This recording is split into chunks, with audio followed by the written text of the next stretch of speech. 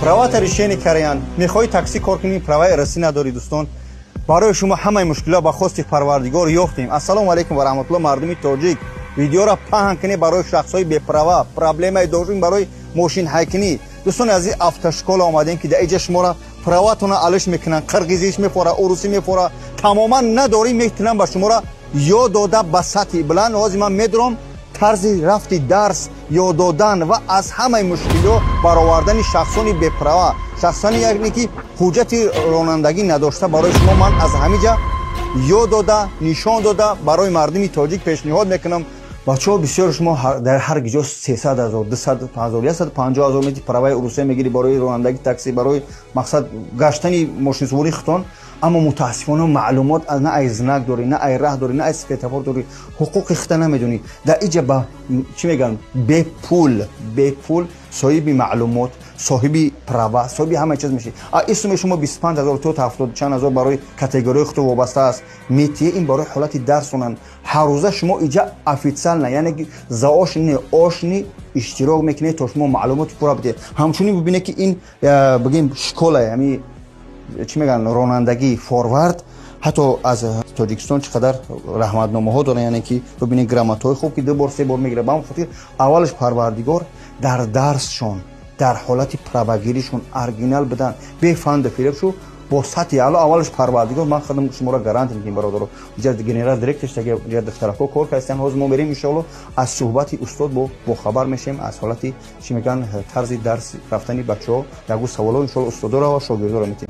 خوب دوستان عزیز خیلی دیده شده همینجا بگیم سیمخانه جایی که برادران خودمون نوابسته از سن سال برای حجت رانندگی برای پروا مهم از این است که پروای بیت سه دی مقصد چی که هست در اینجا هر کدومش به هر گونه آمدگی مبلغ سپردگی همون کاتگوری خچ پالوشات کارست ان شاء الله. ما حرکت میکنیم که سوال جواب ای برادر کنم و سخنه با استاد عزیز بتیم معلم از تحت دل رحمت. خب بعد این استاد در شکل شما در همین مکتب شما در طول چند روز تیار میکنه همین دانشجو را برای پروا پالوچات کردن برای اگزم تیار میکنه برای روان کردن تا بگیرن شد.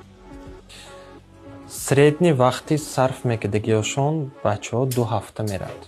2 هفته درس آشنیه هر روزه. هر روزه درسی ما نیپریمنه هر روز درس میگذاره. لیکن همین گروپ‌ها داخل میشن بچه‌ها بعضی‌ها تمام میکنن بعضی‌ها داخل میشن.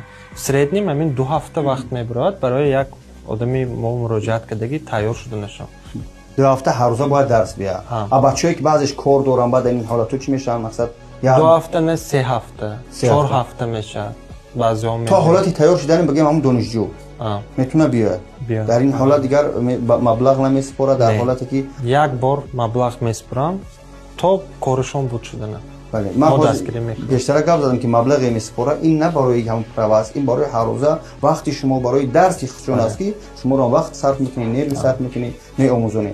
خب امکانات باشه در چی شاگردو یگان چپرسم. السلام علیکم اکا نام شما چی اکا؟ اصلیدین. السلام اکا چند روز خوانده شدی؟ 2 هفته شد. یگان چی فهمیدی؟ یگان چی تئوری هست؟ تئوری شده است نصیب کنم از کی دا اگزمین داره. اگزمین یعنی که زاوشنی از اوشنی یعنی که هر روز اومدن خوبتر است از حالتی که میخری کرا برا. خدا هم برای تو اکا جون ان شاء الله بعد پروا بوم ایشمون اینترویو میکنم. خوب اکا جون نام تا بگو اول. سلام علیکم محمد علی نام. اکا محمد علی جون چند روز خوانده شدی؟ من 2 روز خوانده. 2 روز خوانده هستی. یعنی که تو این وقت پروای تاجیکی داشتی نداشتی؟ بله پروای تاجیکی داشتم. این درس خوبتر بوده یا؟ بله بهتره. خیلی اصلا میفهمم قانون خودم میفهمم حقوق خودم میفهمم. خواهش میکنم که بیام درس اشتراک کنم پروا را مقصد با سعود خشم بگیرم نه اینکه برام بخرم پول کپی. بله نه این خوبش همین که من اکاجون پروا را به خطری یعنی خواندن همین است اینش خوبه همین که به خطری خواندن است که خیلی از خود میکنی حقوق خودت میدونی نروشین نمیکنی اشتراک کم میگه. الله برکت یا برادرو. استاد عزیز یک سوال دیگه میتیم ان شاء الله وقتی شما بچه‌ها گرفتن استاد جون توصیه شما یکم بعد جوانایی که شما را میبینن بعد این دعوت شما و یعنی کفالت و گارانتی دادن یعنی خودتون با بچه‌ها گفتن گارانتی برای پالوشات کردن شاگردان رانندگی گارانتی میدونه چه همین بسیار بچه‌ها مراجعت میکنن برادرای خودمون میبینن میگن که یگان گارانتی هست میگن.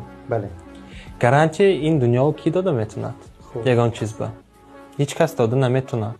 ҳар як одам аз худаш вобаста. Агар хона вақте ки ваҳо дохил мешаванд дарси мо ваҳо талабои ман мешаванд, обрӯи ман мешаванд. То ҳамаҳо тайёр нашаванд, ман ваҳои экзамен намемонам. Аввал тайёр мекунам, аввал ман ба имтиҳон месупурам, якум очирад. хотири ман ҷамъ бошад, барои он ки ҳар як ҳамин одамои ман ба муроҷиат кардагӣ ҳамашон обрӯи ман поин намезанам ягон вақт. барои ҳамин ҳаракат мекунем ки обрӯи бо бардорем. бале бачаҳое ки то ҳол наомадаанд яки навора бибинанд чӣ гуфтани ҳасти ҳолати коришонам, яъне ҳаста ки шумо худтон определид кунед бачаҳо рӯзои шанбе якшанбе ҳолати выходноистон биёянд, ин ҳолатҳоро чӣ кор кардан дар кор? бачаҳое ки бисёр корш аст, агар кора парта зиндагиш намеравад, ҳамин ҳолатҳоро мефаҳмонед? Тамом. Набинед, барои як кор сар кардан вақт ҷудо кардан дар кор ин в любом случае.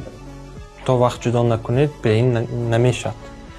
Барои консультатсия ҳар рӯз мо қабул мекунем. Мо мисол як вақт муайян мекунем, қабул мекунем, мебиём ҳаминҷо консультатсия асосӣ вақти дарс ба мегирем. Барои омада диданашон шояди зиндаво ҳаминҷо шитиянд. Ама як савол ҷавоб мекунанд хати бачаҳое ки хондоса. Ин я думаю лучше всего биёну бинанд чишми худашон ки бинанду дилашон пур шавад. Я бо иштирок мекунам, мана 2 нафар одамои нав омдаги имрӯз мана иштирок кардосам бисёр информация. Якум дарсам, даже якум дарсам не, консультация омда. Консультация омда ман гуфтам дароятон биёитон дарс мегузарем, якбор бенитон худотон. баъди дарс хулоса мебароранд, мақбул шуд ё мақбул нашуд. иншоалло саломат бошед.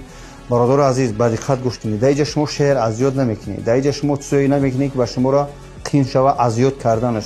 чизҳои ҳастанд знак, светофор, хат убурдан овардан, ин чизое ки барои ҳамин баъзе чизои тайёр шудани экзамен то шумо праваи яъне ки шаҳодатномаи ронандагии урусия бигиред. тоҷикиш мақсад дар тоҷикистон, урусиш дар инҷа барои шумо метавонед баъди ин чикор кунӣ, дар трактор, дар кран, дар такси ва дар ҳамин чизо кор кунӣ. устод шумо барори кор ба ин навор мо қатъ намекунем иншоалло. дар наворҳои оянда мақсад шахсҳои нав ба нав шуда, дар наворҳои оянда бародаро палучат мекунанд, як шабо интервю мегирем ва шуморо нишон медиҳем. устод як боргоҳ барори кор шумо баракат дар касби кортон. дӯстон азиз, яке аз шогирдон ва ҳозира боша устодо ки яъне дар ҳамин ҷа кор карда истодай, ҳамун занге шумо мезанед рақами кори ҳамин корхона автошкола, ҳамин бародар Рамазон чикор мекунад ба шумо ҷавоб медиҳад. акай Рамазон салом алейкум. Салом алейкум. то ҷои шунидам худат шогирд будӣ, ҳозир устод шудай, худат тавсия шумо ба бародаро. Салом алейкум ва раҳматуллоҳи бародари азиз. Ман Рамазон. Ман дар ҳамин автошкола хондам, правама алиш кардам. баъд ба дигар бародаро тавсия додам. Манам патент дорам. ҳозир дар такси вақтҳои холӣ кор мекунам. бародарое ки шумо дар ҳақиқат ҳамин чиз лозим, дар ҳамин чиз муҳтоҷед, марҳамат муроҷиат кунед, мо дар хизмати шумо. саломат бошед. ҳозир ҳам мошиное ки ноз дар рӯи экран бачаҳо дидедан, ин 4 мошин буд. кадом мошинаҳо чӣ хел ҳастанд? мо автошколаи мо 4 литсензия дорад бародаро. Литсензия категория А, Б, С, Д. баъди категорияи Б гирифтан шумо метавонед ба мо также муроҷиат кунед. сразу категорияи С и Д, мо категорияи С и Д шумоам кушода метиҳем. также метавонем категорияи А тонам кушода тиҳем. дар ин мошино шумо варзидани мегзаронед бачаҳо? 4 намуди курс дорем.